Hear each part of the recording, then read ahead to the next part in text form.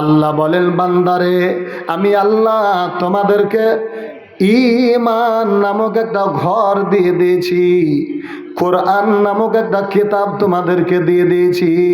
এটা একটা রশি দিয়ে দিলাম। এই রশিটাকে তোমরা ঐক্যবদ্ধভাবে মজবুতভাবে যদি তোমরা ধারণ করো, খবরদার তোমরা ফেরকা বন্দী হয়ে থাকিও না, দলে দলে দলে বিভক্তি হয়ে থাকিও না। আল্লাহ রাব্বুল আলামিনের আয়াত দ্বারা সুন্দর করে বুঝিয়ে দিয়েছে। আল্লাহ বলেন, ও বান্দা, পৃথিবীর মধ্যে দেখেন ফুটবলে আমাদেরকে শিখিয়ে দিল যে আমার ভিতরে যদি ইট থাকতো, পাথর থাকতো, লোহা থাকতো, তাহলে একবারও পা তুলতো না। আমাদেরকে আজকে সারা পৃথিবীর মধ্যে মুসলমানদেরকে ধরে ধরে ধরে ধরে ধরে একটার পর একটা আল্লাহর প্রিয় বান্দাগুলোকে ইহুদি নাসারাদের চক্র দিয়া কাকে মেরে ফেলে দিচ্ছে। জামাত ইসলামের যতগুলো একটার পর একটা নেতৃবৃন্দ রয়েছে, এদেরকে একটা একটা করে ধরে ধরে ধরে ধরে বিদায় করে দেওয়া হচ্ছে। মাওলানা সাইদি সাহেবকে বিদায় করে দেওয়া হলো। গতকালকে আমাদের গোটা একটা দেশ যদি বিক্রি করে দেওয়া হয়, তাহলে ওই যে উসমান হাদির মতন একটা দেশ, একজন ব্যক্তি বলতেছেন, যদি তুমি একটা ব্যক্তিকে শিক্ষিত একটা লোক যদি দিতে পারো, তাহলে আমি, একজন কবি বলতেছেন, তোমরা যদি আমাকে একজন শিক্ষিত একটা মা দিতে পারো, একটা লোক যদি তুমি দিতে পারো, তাহলে আমি তোমাদেরকে একটা শিক্ষিত দেশ দান করে দিব। তাহলে এরকম কোটি কোটি কোটি মানুষকে যদি একদিকে দেওয়া হয়, বলেন তো শরীফ উসমান সাইদিকে যদি একদিকে দেওয়া হয়, আল্লাহর নবী বলে দিয়েছেন পৃথিবীর যতগুলো আল্লাহ রাব্বুল আলামিনের বান্দা রয়েছে, সমস্ত বান্দাকে যদি একদিকে দেওয়া হয়, সমস্ত বান্দার নেকিগুলো যদি একদিকে দেওয়া হয়, আর বিশ্ব নবীর কালেমাটাকে যদি একদিকে দেওয়া হয়, তাহলে কালেমার পাল্লা ভারী হয়ে যাবে। আমার মতন, আপনার মতন হাজার হাজার মানুষকে যদি একদিকে দিয়ে দেওয়া হয়, আর শরীফ হোসেন হাদি, শরীফ উসমান হাদিকে যদি এক দিয়ে দেওয়া হয়, দেখবেন তার পাল্লাটা ভারী হয়ে যাবে। ঠিক কিনা?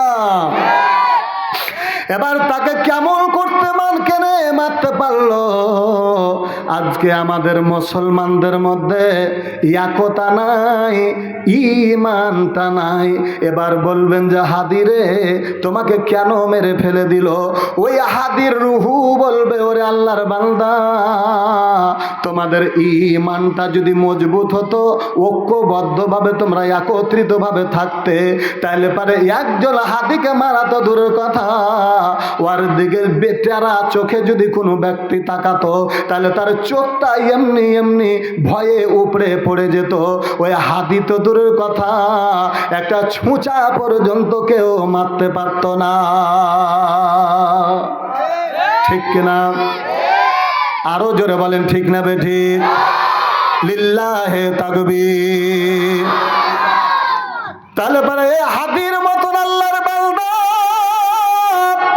এরকে যারা একটার পর একটা ধরে ধরে ধরে গুলি করছে, এরকম মানুষগুলোকে আপনারা বাংলাদেশের মাটি থেকে পরিষ্কার করতে রাজি আছেন কিনা? কি ব্যাপার? হায় হায় হায়, আজকে যে শান্তিতে আপনারা এই মাহফিলটাতে বসতে পেয়েছেন, বলেন তো কার অবদান? আল্লাহর অবদান নাই, আল্লাহর রহমত। আল্লাহর অবদান নাই, আল্লাহর রহমত। আর অবদান হলো ওই যে হাসনাত আব্দুল্লাহ আর এই যে হাদি, এরকম করে অনেকগুলো যুবকের রক্তের বিনিময়, অনেকেই যুবকের পায়ের বিনিময়, কার হাতের বিনিময়, কার চোখের বিনিময়, কার জীবনের বিনিময় বাংলাদেশের অশান্তি বাংলাদেশটাকে শান্তিতে পরিণত করে দিয়েছিল। একটু জোরে বলেন ঠিক না বেঠিক? তাহলে যারা অশান্তি সৃষ্টি করতেছে এই মাহফিলটাকে শান্তিভাবে তৈরি করার জন্য আপনাও পারতেন না। আজকে যেই যত বড় বড় বুলি আওড়াচ্ছে, ঠিক এমন একটা দিন ছিল যেদিন ওই লোকটাকে কোনো দিন দেখতে পাওয়া যায় নাই।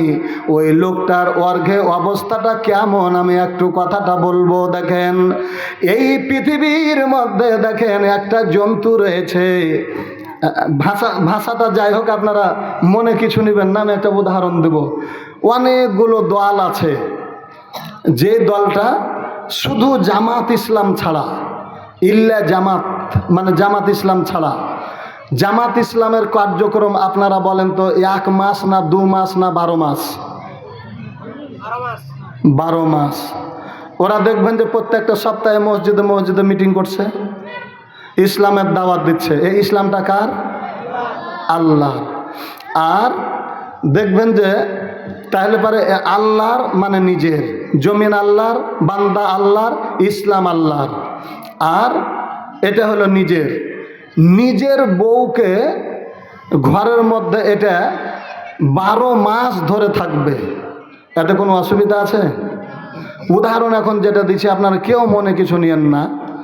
আপনারা বলেন তো, দুনিয়াতে একটা জন্তু আছে যে জন্তুটা বৎসরে 2-3 মাস একঠে হয়, বাচ্চা পয়দা করে, ওই জন্তুটার নাম কি? জি, আর একটা বলেন।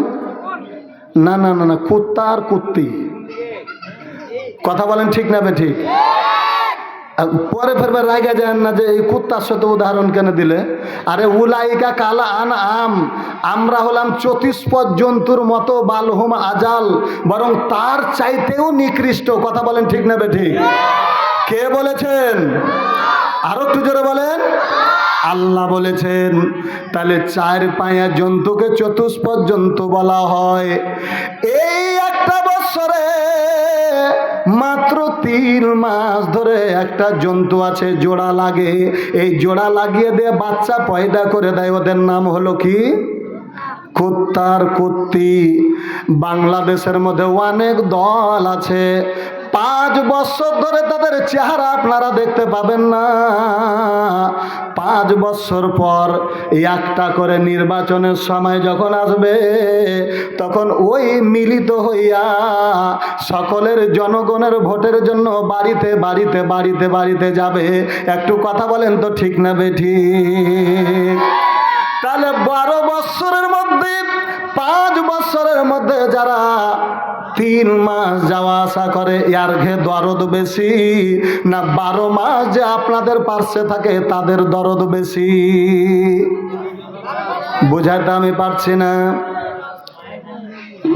ছোটা ছোটা করে বলি, বলেন তো দেখি, একটা মানুষ 20 বছর পরে 5 বছর পরে আসলো, এটা দরদের বেশি না 24 ঘন্টা যে যার পার্শ্বে থাকবে ওর দরদ বেশি? 24 ঘন্টা।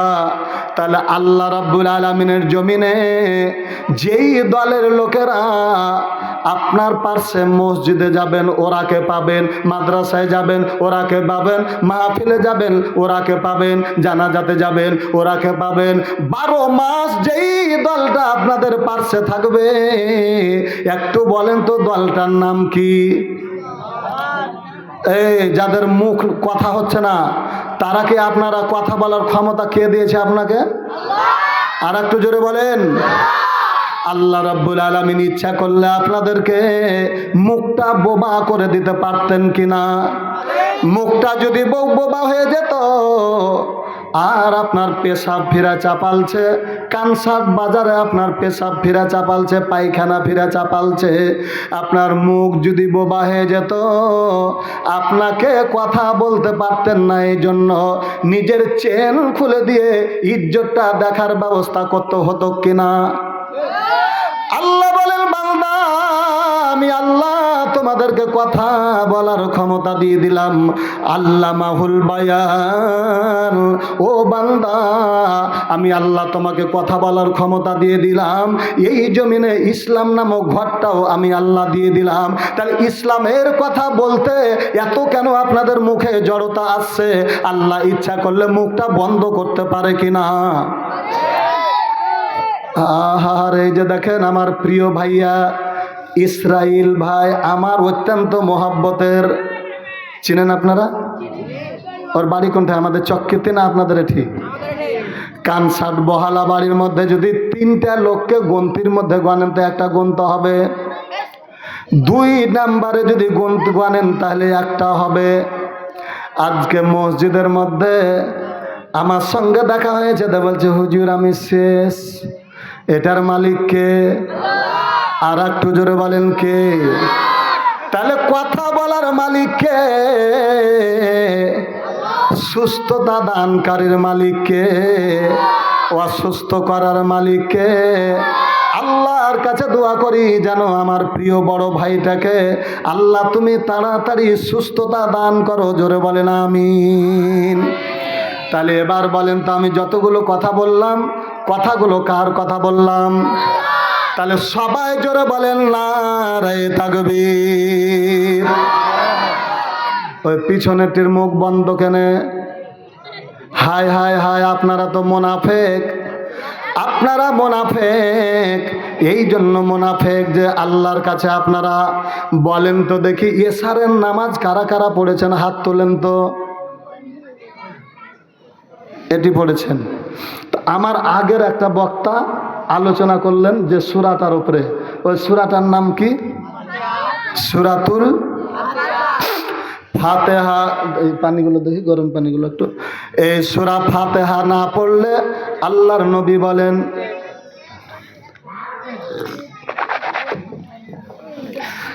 আল্লাহর নবী বলেন, পৃথিবীর মানুষ কোনো ব্যক্তি যদি লা সালাত লিমান লাম ইয়াকরাউ ইল্লা বিফাতিহাতিল কিতাব, পৃথিবীর মধ্যে কোনো ব্যক্তি যদি নামাজে সূরা ফাতিহা না পড়ে তাহলে তার নামাজ হলো না, নামাজ হলো না, নামাজ হলো না। এই নামাজ হতে গেলে সূরা ফাতিহা পড়া লাগবে। আর এই সূরা ফাতিহাতে আমরা আল্লাহ রাব্বুল আলামিনকে বলেছি, ইয়াকা নাবুদু ওয়া ইয়াকা নাস্তাইন।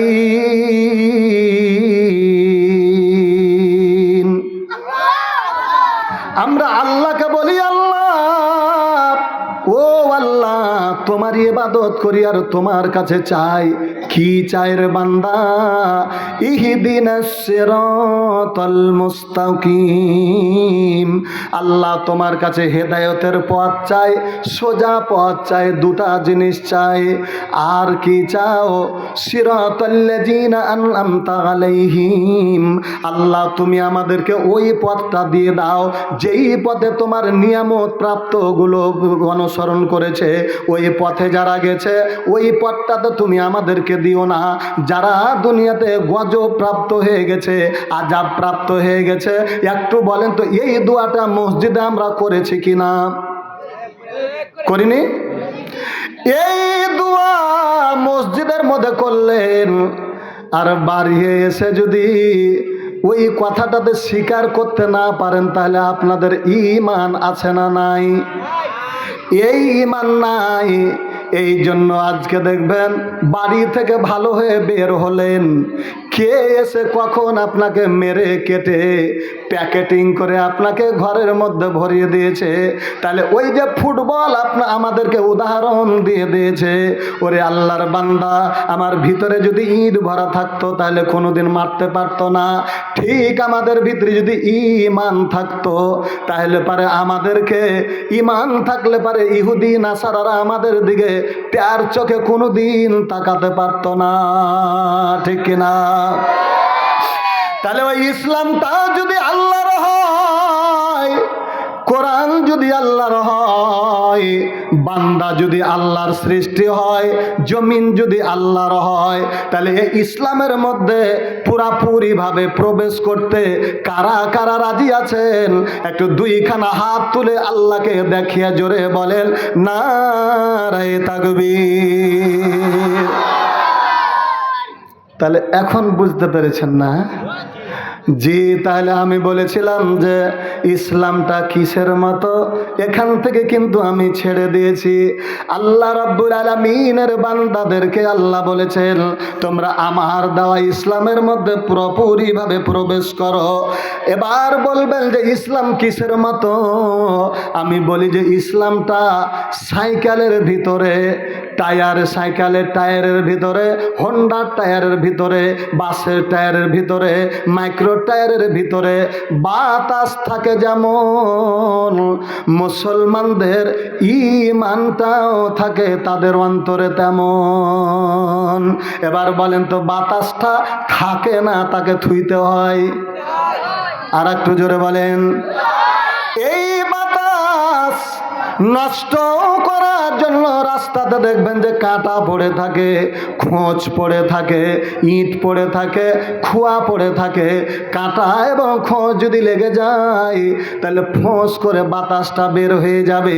আর বাতাস যখন বের হয়ে যাবে তখন টায়ারের ক্ষমতাও কমে যাবে, ওর গাড়িটা রাস্তাতে অচল হয়ে পড়ে থাকবে। আল্লাহ রাব্বুল আলামিন বলেন, ও বান্দা, ঈমানটা, মুসলমানদের ঈমানটাও হলো ওরকমই। ঈমানটা থাকতে চাই না, ওকে নষ্ট করে দেওয়ার জন্য সুদ, ঘুষ, জেনা, ব্যভিচার, ছিনতাই, এরকম করে অন্যায় নামক কাঁটাগুলো ঈমান নামক বাতাসটাকে বের করে দেওয়ার জন্য তৈরি রয়েছে। একজন মুসলমান যদি ঘুষ খেয়ে নেয়, একজন মুসলমান যদি সুদ খেয়ে নেয়, একজন মুসলমান যদি জেনা করে নেয়, একজন মুসলমান যদি আমানতের খিয়ানত করে, তাহলে তার ঈমান, বাতাস নামক ঈমানটা ফোঁস করে বের হয়ে যাবে। বাতাস বের হয়ে গেলে যেমন টায়ারটা অচল হয়ে রাস্তাতে পড়ে থাকে, ঠিক ওই বাতাস যখন থাকবে না তখন আমাদের ঈমানটাও থাকবে না। আল্লাহ রাব্বুল আলামিনের জমিনে আমাদেরকে এরকম করে ধরে ধরে জবাই করে ফেলবে। ইহুদি নাসারাদের হাত থেকে বাঁচার জন্য আপনারা তৈরি আছেন কিনা? কারা রাজি আছেন? একটু দুই হাত তুলে বলেন, ও আল্লাহ, তুমি তোমার মুসলমান বান্দাদেরকে ইসলামের মধ্যে পুরাপুরিভাবে প্রবেশের জন্য কবুল করে নাও। জোরে জোরে বলেন আমিন। লিল্লাহে তাকবীর। আল কোরআনের আলো, আল হাদিসের আলো, কোরআন আছে যেখানে, ইসলাম আছে যেখানে, মদ গাঁজা যেখানে, চোর বাটমাত যেখানে, লিল্লাহে তাকবীর। আচ্ছা বলেন তো, আমার আলোচনাটা কি রাজনীতি হলো? কোন নীতি হলো? আল্লাহর নীতি, ইসলাম। তাহলে পরে দেখেন, আল্লাহ রাব্বুল আলামিনের এই কোরআনে আমাদেরকে বলছেন, আমানু দুখুলু ফিস সিলমি কাফা। এই ইসলাম মানুষের সম্মান বৃদ্ধি করে দেয়। আমি বর্তমানে একটা উদাহরণ দিব, আর কোরআন হাদিসের একটা উদাহরণ দিব। একটা মানুষ রাস্তাতে দাড়িও ছিল না, পাঞ্জাবিও গায়ে দেয় না, প্রতিদিন উনি যখন তখনই বেড়ি টানে, সিগারেট টানে। ওই লোকটা দেখবেন 3 মাস পরে দাড়িটা যখন ছেড়ে দিল, টুপিটা যখন মাথায় দিয়ে নিল, পাঞ্জাবিটা যখন গায়ে দিয়ে নিল, তখন তার সম্মানটা বেড়ে যাবে। লোকেরা বলবে, চাচাজি আসসালামু আলাইকুম। তাহলে এই সম্মানটা দিলে কিসে বলেন তো দেখি? ইসলামে দিলে। কারণ ইসলামী লেবাস পরার কারণে তার সম্মানটা বেড়ে গেল। এই সম্মানটা বাড়লো কার? ইসলামের কারণে, ইসলামের কারণে। আর ইসলামের যদি বিরোধিতা করা যায়, ইসলামের বিরোধিতা কাজ হলো ওইগুলো কাজ। আল্লাহ রাব্বুল আলামিন বলেন, ইয়া আইয়ুহাল্লাযীনা আমানু ইন্নামাল খামরু ওয়াল মাইসিরু ওয়াল আনসাবু ওয়াল আজলামু রিজজুম মিন আমালিশ শাইতান ফাজতানিবু লাআল্লাকুম তুফলিহুন।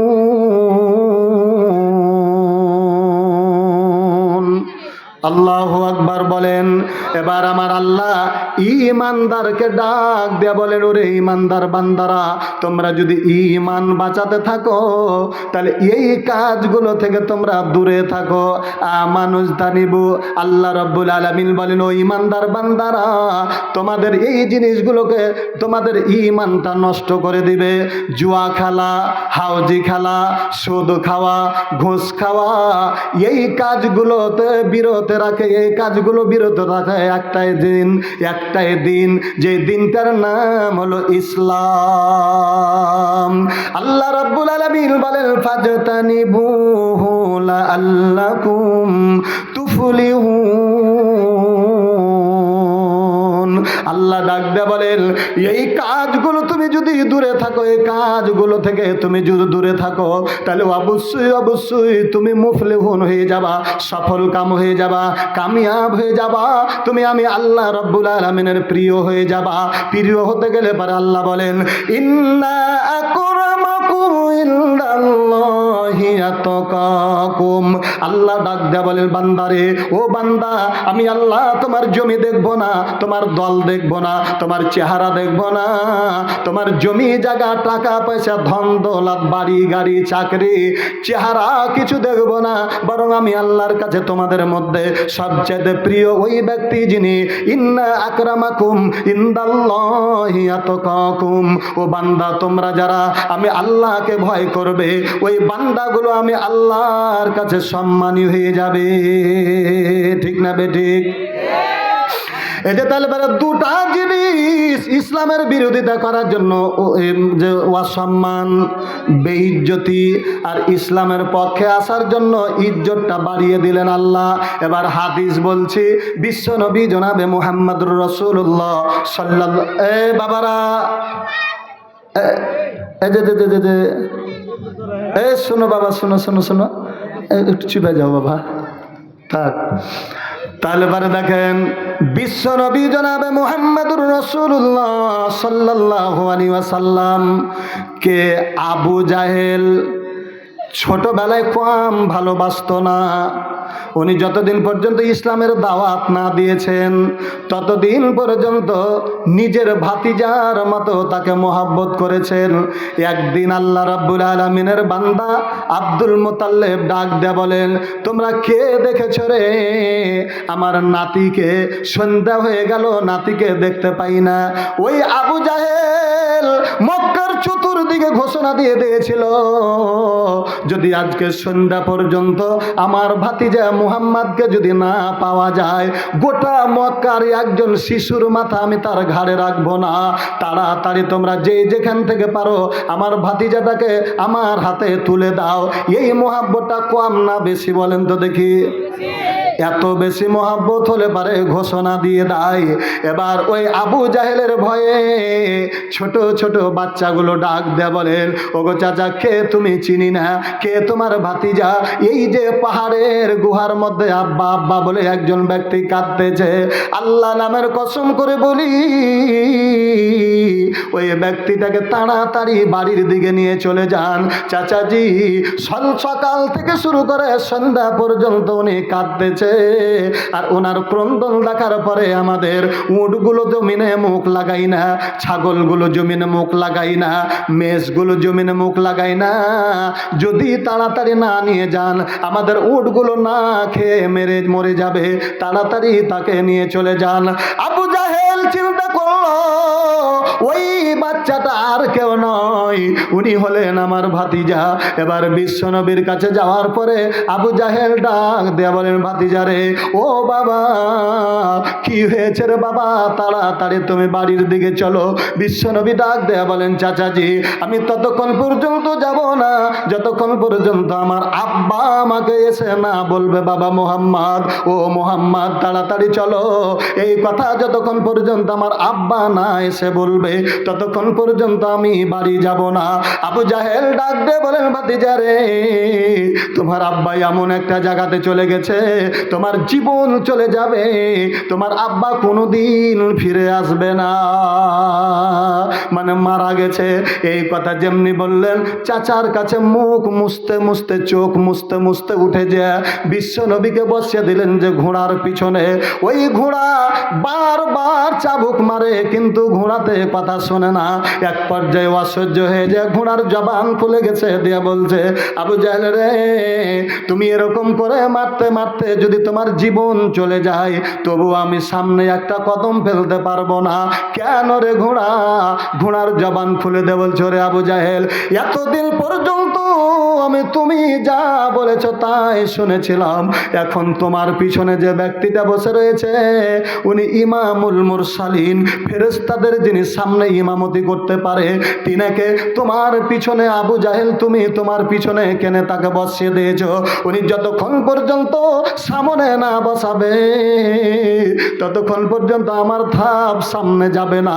বিশ্ব নবীর ব্যাপারে আবু জাহেল লজ্জায় পড়ে গেলেন, দে বুঝলো যে আরে ভাতিজা রে, তোকে ঘোড়াতে চিনলো, আমি চিনতে পারলাম না।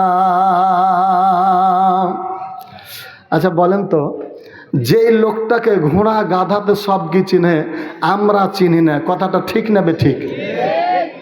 এই জন্য বিশ্বভুবনে যাহা কিছু আছে সকলেই মানিল মোদের প্রভুকে, এমনই মানুষ শুধু যে বেহুশ, এরা মানে না মোদের আল্লাহকে। আবু জাহেল এবার করলেন কি, ভাতিজাকে সামনে বসিয়ে দিলেন, আর যেমনি বসিয়ে দিলেন দ্রুতগামী ভাবে উনি বাড়ি চলে গেলেন। এই যে মোহাব্বতের আবু জাহেল বিশ্ব নবীকে মানল না কখন? যখন বলতেছে যে লা ইলাহা ইল্লাল্লাহ মুহাম্মাদুর রাসূলুল্লাহ, এই কালেমার দাওয়াতটা দিলেন, ঈমানের দাওয়াতটা দিতে যখন লাগলেন, তখন আবু জাহেল বিশ্ব নবীকে এই কালেমার দাওয়াত দিতে নিষেধ করেছিলেন। উনি এবার পাহাড়ের গুহায় বসে বসে সিজদায় পড়ে পড়ে আল্লাহ নামের কালেমা পড়তেছিলেন, সুবহানাল্লাহ, আলহামদুলিল্লাহ, লা ইলাহা ইল্লাল্লাহু আল্লাহু আকবার। এই বলে যখন মক্কার সমস্ত লোকেরা ডাক দেয়, বলেন আবু জাহেল রে, আপনার ভাতিজা আপনাকে মানে না, আল্লাহর কালেমার দাওয়াত দিতে যাচ্ছে। আবু জাহেল ডাক দেয়া বলেন, ওরে আমার এলাকার লোকেরা, তোমরা কেউ দেখলে পারে আমার ভাতিজা যদি সিজদায় পড়ে থাকে, তখন তোমরা আমাকে জানিয়ে দিবে। এবার বিশ্বনবী জনাবে মুহাম্মদুর রাসূলুল্লাহ সিজদায় পড়ে কালেমা যখন পড়তেছেন, এই কালেমা পড়ার সংবাদটা আবু জাহেল পেয়ে গেল।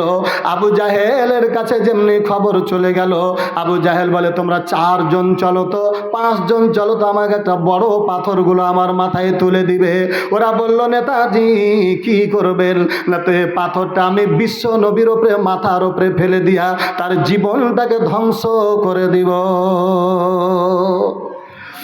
এবার দেখেন, সাইদি সাহেবকে যখন জেলে ভরা হয়, তখন দেখেন ওকে ফাঁসি দেওয়ার জন্য অনেকেই আছে, আনন্দ করার জন্য ওখানে একটা মেলার ব্যবস্থা করেছিল, করেনি?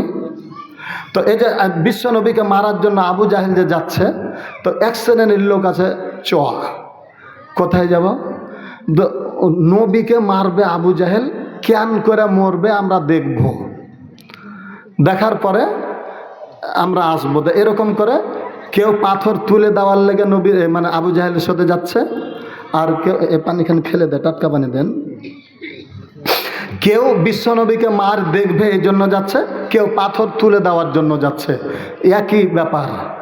তো এবার দেখেন, আমাদের কানসাটে যখন মিছিল শুরু হয়ে গেছিল, কেউ যাচ্ছিল যে কেমন করে মরছে এটা দেখব, কেউ যাচ্ছিল যে আমাদের জায়গা দখল করে নিচ্ছে, দলের পক্ষে, এর জন্য সব দল বেঁধে যাচ্ছিল না? ঠিক ওরকমই হয়ে গেছে, বিশ্ব নবীকে মারবে, বিশ্ব নবীকে মারবে, এই জন্য আবু জাহেল যাচ্ছে পাথর তুলে নেওয়ার জন্য। 4 জন মিলে একটা পাথর তুলে দিল।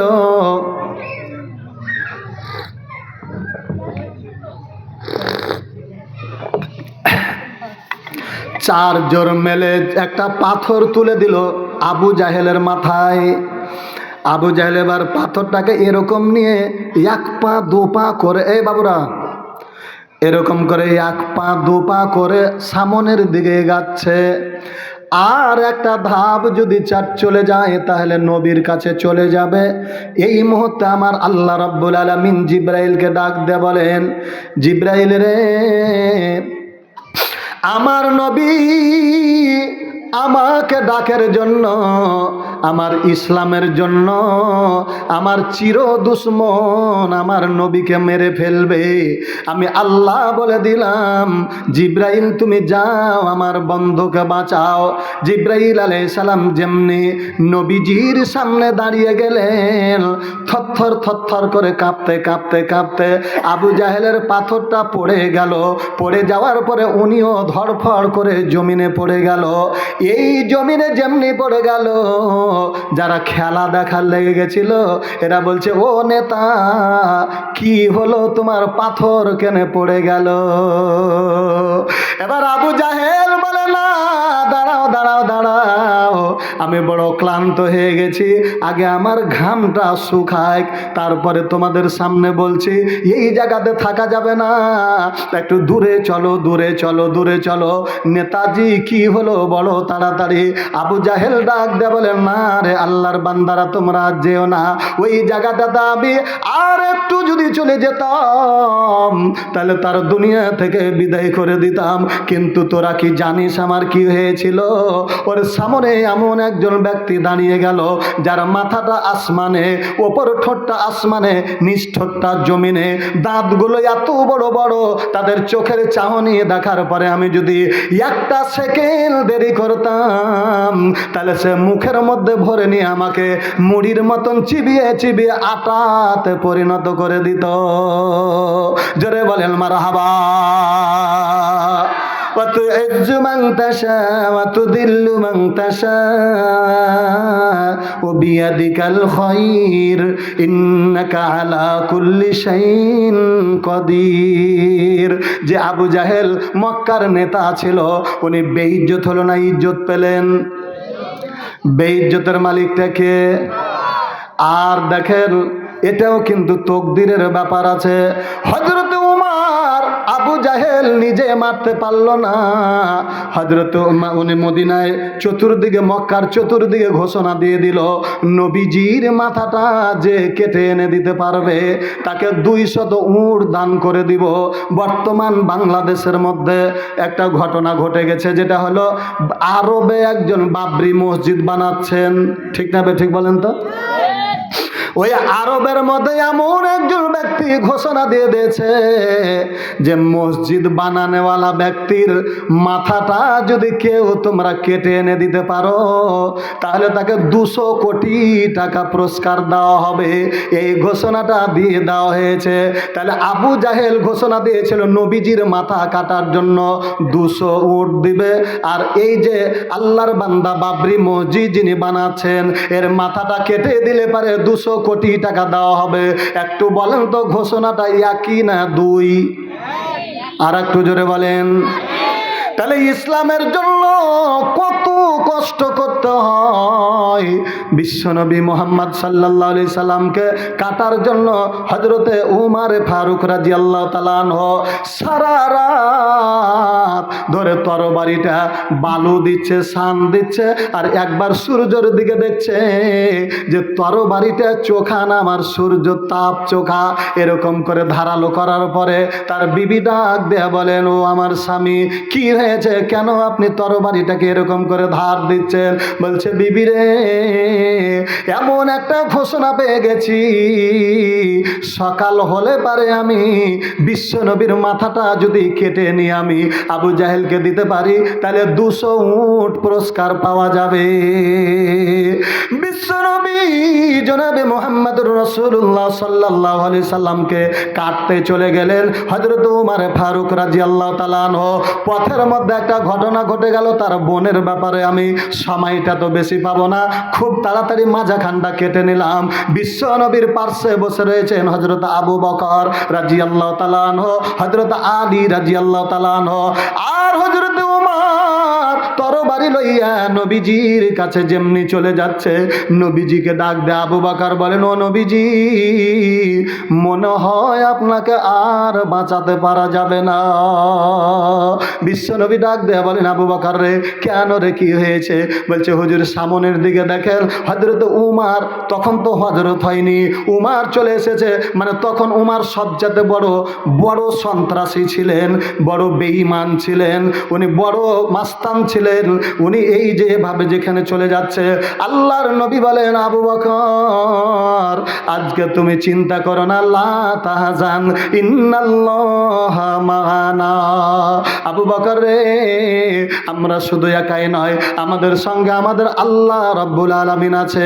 একটু জোরে বলেন নারে তাকবীর। হযরত উমর চলে যাওয়ার পরে নবীজির কাছে চলে গেলেন। আবু বকরকে আল্লাহর নবী বলেন, আবু বকর রে, যে উমারের তরবারিটা সারা জীবন ঘাড়ের উপরে থাকে, মাথার উপরে থাকে, আজকে দেখো ওই উমারের তরবারিটা মাথার নিচে আছে, পায়ের নিচে রয়েছে, আজকে কোনো চিন্তা নাই। বিশ্ব নবীর দরবারে চলে গেলেন। নবীজিকে যাওয়ার পরে আল্লাহর নবীকে বলেন, নবীজি গো, আমি এই মাথায় তরবারিটা আপনার মাথা কাটার জন্য আমি নিয়ে এসেছিলাম, তরবারিটা নিয়ে নেন, এই তরবারি দিয়ে আপনি আমার মাথাটা কেটে ফেলে দেন। আল্লাহর নবী বলেন, না রে ওমর, না, আমি দুনিয়ার মানুষের মাথা কাটতে আসি নাই, বরং ভাঙা মাথাটাকে আমি আল্লাহর নবী এই দুনিয়ায় জোড়া লাগার জন্য এসেছি।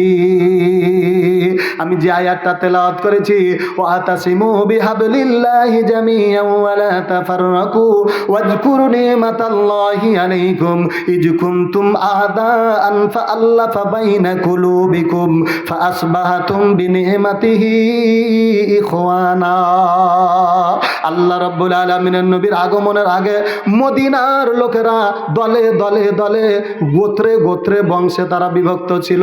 বনি নাজির, বনি সাকিব, বনি মুস্তালিক, এরকম করে বিভিন্ন গোত্রের লোকেরা তারা খালি মারামারি কাটাকাটি করত। আল্লাহ রাব্বুল আলামিনের নবী মদিনায় যাওয়ার পরে সমস্ত গোত্রের লোকেরাকে একত্রিত করে বিনি'মাতিহি ইখওয়ানা, আল্লাহ রাব্বুল আলামিনের নিয়ামত স্বরূপ তাদেরকে ভাইয়ে ভাইয়ে পরিণত করে দিয়েছিলেন।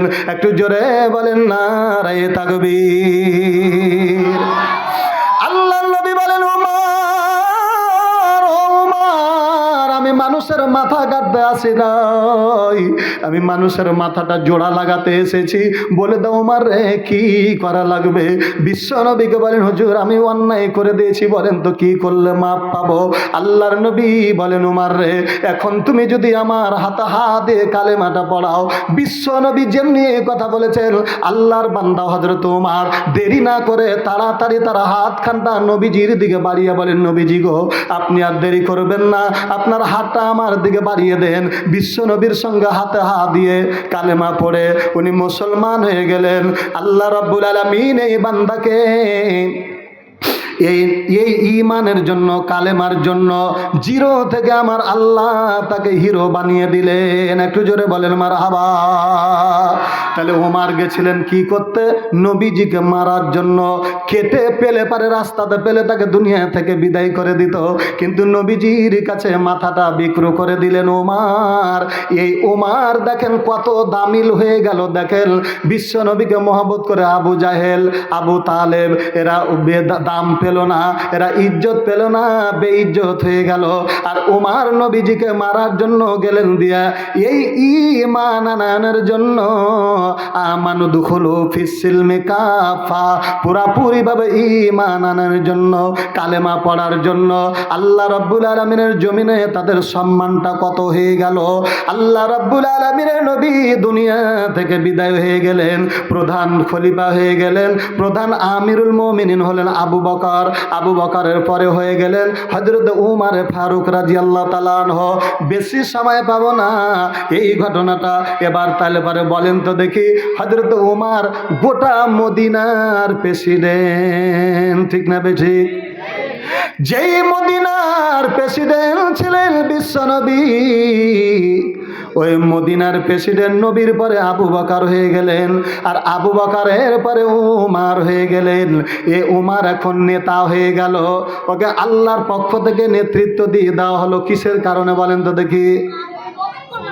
এই বাবা, এই কিসের কারণে? একমাত্র ঈমানের কারণে। এই ঈমানের জন্য আল্লাহ তাআলা একজনকে বেঈমানের জন্য বেইজ্জত করলেন, আর এই উমারকে ঈমানের জন্য আল্লাহ তাকে ইজ্জত দান করে দিলেন। এবার মুসলমানের বাদশাহ, উনি সারা রাত ধরে বাড়ি থেকে বের হয়ে একা একা একদিন গভীর রাতের অন্ধকারে, উনি তরবারিটাও তার কাছে নেয়নি। উনি রাতের অন্ধকারে বাড়ি থেকে বের হয়ে যেতে যেতে যেতে যেতে লোকালয়ে জঙ্গলের মধ্যে এমন একটা টাটির ঘর, ভাঙ্গা ঘর, ঘরের মধ্যে রাতের অন্ধকারে টিপ টিপ টিপ টিপ করে আলো জ্বলতেছে।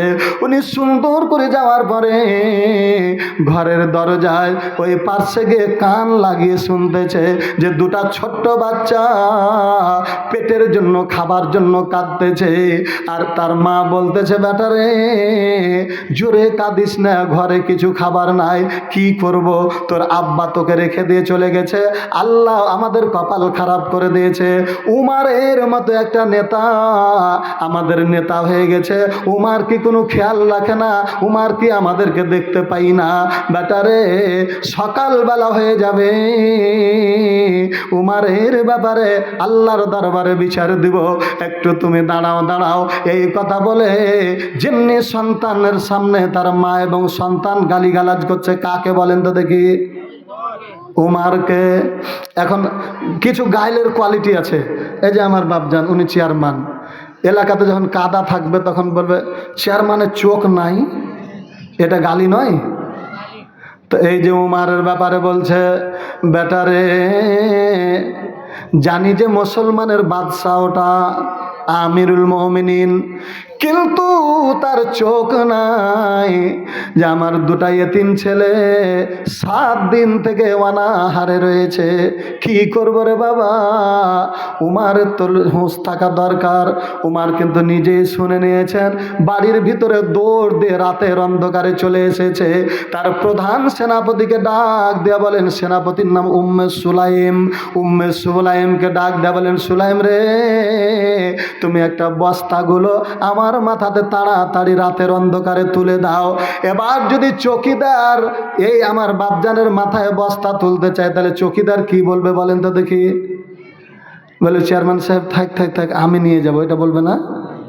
হযরত উমর যেমনি বললেন যে বস্তা তুলে দাও, বিবিকে বললেন একটু গোস্ত রান্না করো, আর সেনাপ্রধানকে বললেন বস্তাটা তুলে দাও। ওই সেনাপ্রধান বলছে, না না না বাদশা নাম্বার, এই বোঝাটা আপনি নিয়ে যাবেন না, আমাকে দেন, আমি আমার মাথায় করে যেই জায়গাতে নিয়ে যেতে বলবেন সেই জায়গাতে নিয়ে যাব। হযরত উমর বলেন, না রে, না না না, এই এলাকার বাদশা আমি যখন মারা যাব তখন কবরের মাঝে প্রশ্নের জবাবটা আমাকেই দিতে হবে, তুমি তো থাকবা না, তুমি তো থাকবা না। আল্লাহ যদি আমাকে বলেন, উমার রে, এলাকার বাদশা তোমাকে বানাইছি, তোমার এলাকাতে লোক অনাহারে রয়েছে, হিসাবটা আমাকে কবরে দেওয়া লাগবে, অতএব কবরে জবাব যেমন আমাকে দেওয়া লাগবে, এই বস্তাটা তুমি আমাকেই দাও, আমাকে দাও, আমি মাথায় নিয়ে যাব। বিশ্ব নবীর সাহাবী হযরত উমর ফারুক রাদিয়াল্লাহু তাআলা আনহু এই বস্তা নিয়ে যাওয়ার পরে বোন বলে ডাক দিল। তাড়াতাড়ি যেমনি বলতে দরজাটা খোলা হলো, দরজা খোলার পরে উমর ফারুক রাদিয়াল্লাহু তাআলা আনহু বলে, বোন এই যে আটা নাও, তুমি তাড়াতাড়ি রুটি বানাও। দিয়ে উনি নিজে বাচ্চা দুটার মাথা লাড়ে, পেট লাড়ে, পা লাড়ে, পিঠ লাড়ে, দিয়ে সুন্দর করে তাকে ঘুম দিয়ে দিয়েছে। এ করে রুটি বানা হয়ে গেল। হযরত উমর ফারুক রাদিয়াল্লাহু তাআলা আনহু নিজ হাতে ওই বাচ্চা দুটাকে রুটি এবং গোস্ত খাইয়ে দিয়ে দিল। আর যেমনি খাওয়িয়ে দিল, বাচ্চা দুটা ডাক দিয়ে তার মাকে ডাক দিয়ে বলেন, ও মা, সকালবেলা আমরা যাব রাজ দরবারে, যে উমারকে বলবো আপনি এই পদের যোগ্য আপনার ভিতরে নাই। আপনার কথা বলবো চাচাজি, সকালবেলা আমি বলবো যে ওই উমার বাদশা না হইয়া যেন আপনাকে বাদশাহী দান করে। হযরত উমার চোখ দিয়ে ঝরঝর করে পানি পড়তেছে, আর মনে মনে চিন্তা করছেন যে আহারে এরা তো জানে না যে কাকে কথা বলছে। হযরত উমার ডাক দেয়া বলেন, বোন রে, সকালবেলা তুমি চলে যাবা উমারের দরবারে, উমারের সঙ্গে আমার ভালো সম্পর্ক আছে, আমি উমারকে বলবো এদের যেন একটা রিলিফের ব্যবস্থা করে দেয়, রেশনের ব্যবস্থা করে দেয়, যতদিন পর্যন্ত বেঁচে থাকবা ব্যবস্থা করে দেবে উমার আমার প্রিয় বন্ধু। এই দুটা বাচ্চাকে কোলে করে নিয়ে বৃদ্ধা মহিলা এবার চলে যাচ্ছে উমারের দরবারে। হযরত উমারের দরবারে যাওয়ার পরে নজর করে দেখেছে যেই সিংহাসনটাতে রাজা বসে থাকে, ওই সিংহাসনটাতে ওই চেয়ারটাতে বসে রয়েছে ওই রাতের লোকটা। এবার রাতের লোকটার ব্যাপারে মেয়েটা ডাক দে বল, আহা, আমি যে রাত্রে উমারকে গালি দিয়েছি, সংবাদটা অবশ্যই আমার উমারকে বলে দিয়েছে।